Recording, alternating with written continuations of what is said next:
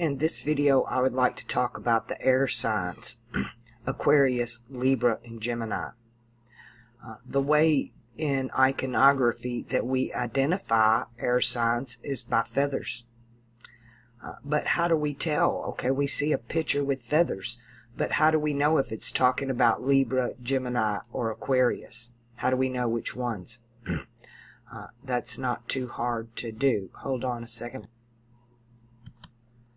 Mercury. This is Mercury. Mercury always has the wings on his feet. He's always got the feathers on the feet. This always represents Gemini. He's Hermes. He's Nike. He's Buddha, Thoth, Hermes. They all have the winged feet. That's where you'll find the feathers. In Libra, it is the angel wings. It's the wings on the back. That's how you know this all represents Libra. And for Aquarius, it is the crown chakra, so it's the headdress. If the feathers are on the feet, it's Mercury. Or the swoosh, they use the swoosh in Nike. If they're on the back or on the body, it is Libra. But if they're on the head, it is. There is the chief's headdress.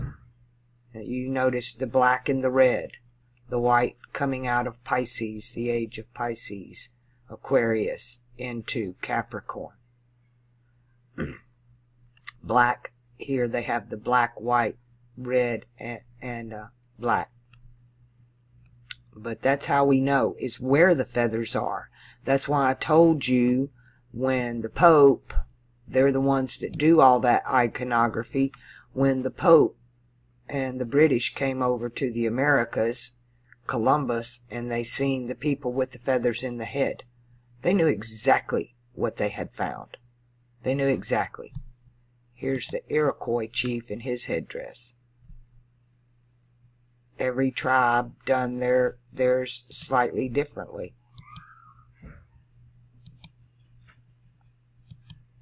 They also, the color blue as well. I've been asked about the color blue. The color blue is enigmatic. In the Egyptian, it's lapis lazuli. And in the Native Americans, it is turquoise.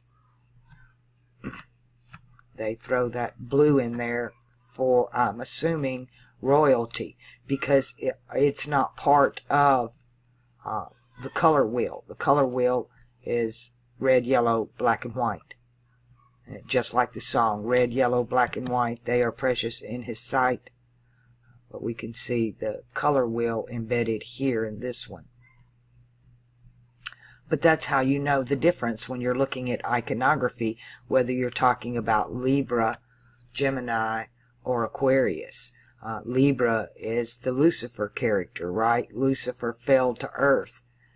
Our heart chakra fell from Venus as the feathered serpent to Isis in Taurus, fell to earth in Taurus. But we're talking about the air signs here. I know I don't name my videos probably how I should, but they are all right off the top of my head. I don't pre-plan them. As you would say, I don't pre-plan them.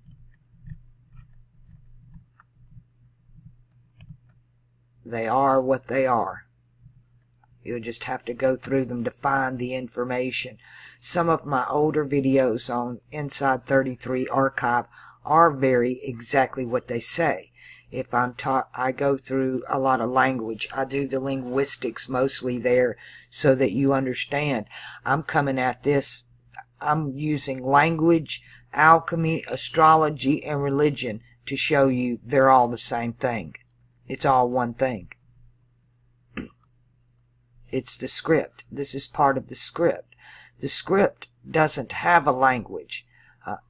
I have problems with English as it is. The original language is a symbolic one.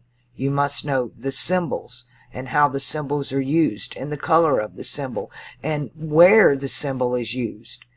Is the symbol on the feather on the feet, on the back, on the body, or on the head? And that's how you know when you're looking at iconography what it represents. A lot of what we see as the Lucifer character is the masculine axis of the cardinal cross. It's the horns, which belong to the ram, and the feathered serpent, or the winged angel, which belongs to Libra. Okay? And all of that is hype and bullshit to start with, right? Lucifer and Satan are not the same thing. Lucifer is Libra. That's Venus in Libra alone. Satan is Jupiter in Pisces. Jupiter in Sagittarius is not Satan, but the deceiver is, Pisces is an age of deception. This is the deception. Y'all know how I've said it before. Jupiter is Jew Peter. He's Peter the Jew. And the Christ told Peter the Jew, "Get thee behind me, Satan." They want to attribute the word. The only reason they even want to do the Saturn Satan thing is because they sound alike. But truly, English is the only language that ever used it that way. He's Kronos. Saturn is Kronos. So Zeus, the son of Kronos, kills his father. He kills time. Saturn's time. He kills time. Saturn eats his children. Time consumes all things. So Zeus, Jupiter, cuts open time, Saturn, and Kronos, and takes the children out. How does he do that? He changed the times and the seasons. He changed the zodiac. And that changes who is in power. That's what he did. It was just it's not the hyped up story that we're told. If you think about it logically, use your Mercury. Let's go get Mercury. Use your Mercury, which rules logic and intelligence. And think about it for a second.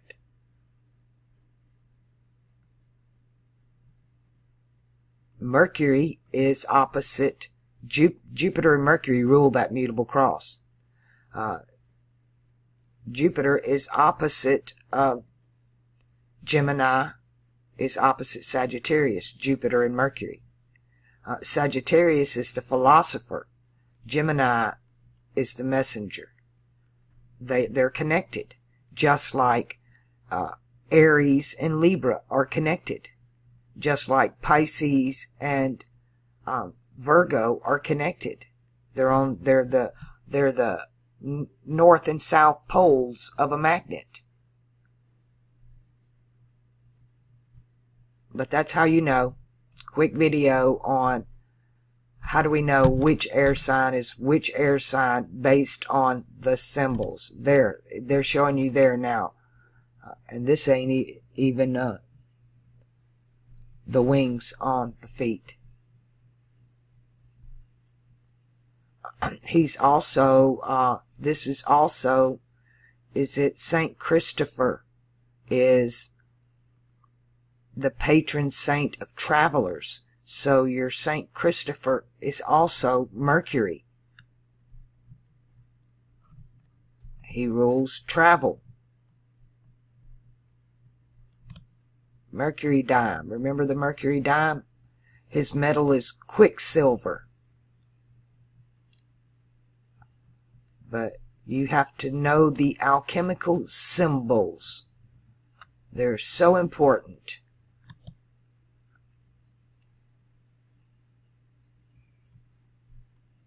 You know, today, I seen a thing the other day. I grew up with penny loafers, right? You put the penny in the shoe. It had a little slot in the shoe for your penny. That copper represents Venus. Today they're putting, I don't know where this came, but they're putting the pennies on the bottom of the shoe now. Putting the pennies on the bottom of the shoe. That puts either Taurus or Libra at the bottom. So that's either the fixed cross with Scorpio at the top, or the cardinal cross with Aries at the top, putting the copper at the feet. Did that make any sense to you? Think about it for a minute. See, the winged Viking helmet, it should be horned, right? The Viking helmet is horned, not winged.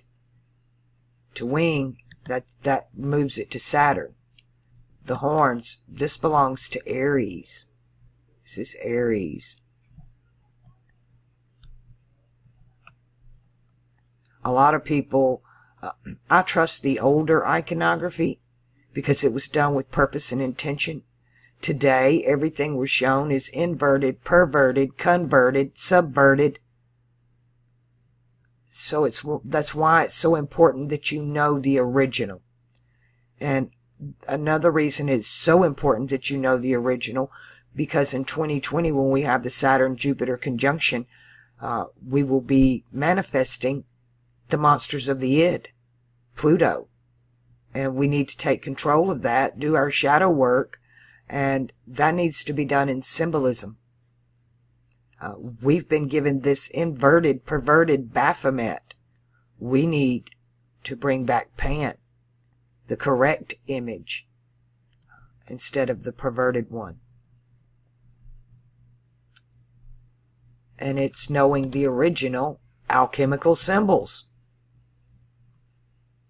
The caduceus belongs to Mercury. The wings belong to Venus. The sun and the moon. Everybody, here's the serpent on the pole. Right? That's Libra, the serpent on the pole. All of the images of the entire zodiac and all of the zodiac is embedded in this symbol right here.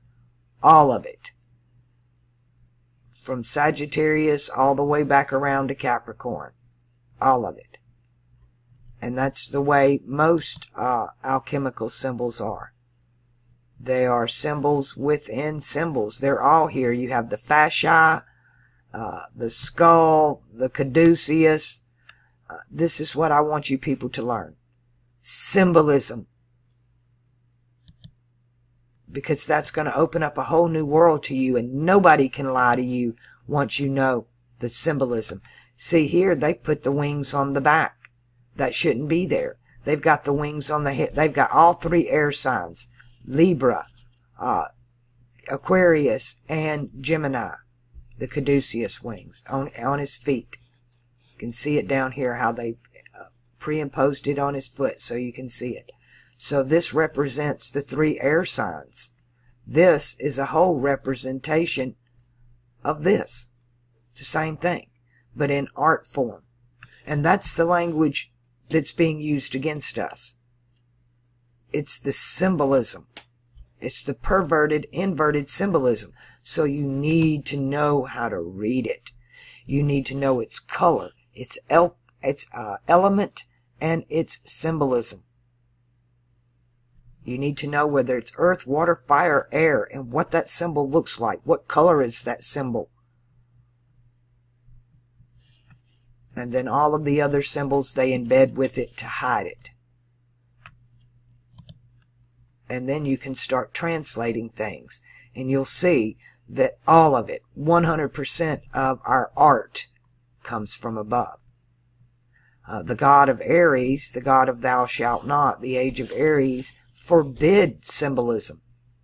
He forbid graven images, right? The people were not allowed to know this information. So when it began to be released is exactly when it began to be perverted as well.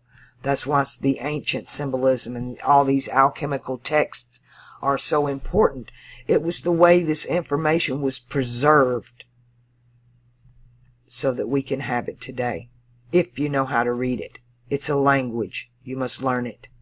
It's a symbolic language. And once you learn that language, when you watch television or you see an ad or art of any kind, it will all tell you a completely different story than what's being told to you in the words. The script in words is different from the script in the symbols. We're listening to the words and watching the actors, but it's the symbolism in the movies and in theater that tell the story, a different story that's being talked about behind the scenes, but is directly related to the story going on in language. I don't know of a better way to explain that. I go through this information as it comes, as I feel led to do so. So I wish I had a better method of teaching, or even a better method of learning. It's taken me 50 years to figure this out. I've been at this for decades now, but I finally got a grip on how they're all connected. I'm seeing the bigger picture now, and these are little pieces here. The wings are little pieces, but that's what they tell you. Mercury, Libra, Venus, and Saturn in Aquarius is the headdress for the sign of air. All right, I hope that helped y'all get rid of some of that confusion. We have Libra, the feathered serpent, is embedded in the architecture of Central and South America. South America was the age of Libra. It was part of it. Part of that age was also in the Orient. We have the feathered serpent there as well. And it moves from one age to another. A lot of what is in the Orient is also Mercury. After the flood, it was the Orient, and I'm speaking China here, that came with Buddha, right? We're talking Buddha here. Gemini, the age of Gemini, Buddha. So they actually represent two. And that's where the confusion is. Because you have a before the flood and a after the flood. And the story lays itself out in the wheel in the sky. I like this one. That's his war bonnet. Different feathers for the different things. The Native American traditions are still pure, if you can read the symbolism. So much of it has been distorted in word. In the written word, a lot of the traditions have been distorted and perverted, inverted, converted, subverted. But the symbolism, if you can get the original symbolism, the original glyphs, steles, petroglyphs, they tell the truth. All right. Here's Thalem. Thalem is the red man with the feathers on his head, and he's got Pegasus. And here's his symbolism. And there's Aquarius right there on his sleeve. What say ye now? All the symbolism for Aquarius is here.